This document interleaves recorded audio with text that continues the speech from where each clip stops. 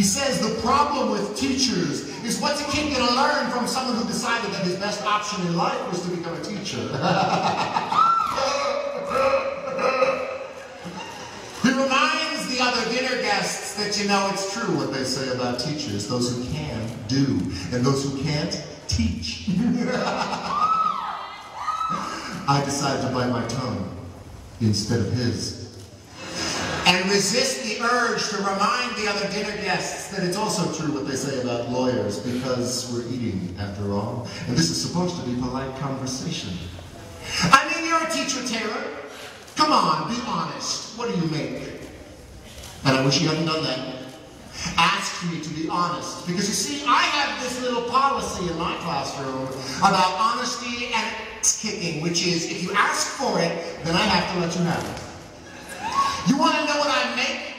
I make kids work harder than they ever thought they could. I can make a C+ feel like a Congressional Medal of Honor, and I can make an A- feel like a slap in the face. How dare you waste my time with anything less than your very best? I make kids sit through 40 minutes of study hall in absolute silence. No, you may not work in groups. No, you cannot ask me a question. So put your hand down. Why not you go to the bathroom? Because you're bored, and you don't really have to go to the bathroom, do you? Parents tremble in fear when I call home at around dinner time. Hi, this is Mr. Molly. I hope I haven't called at a bad time. I just wanted to talk to you about something that your son said today.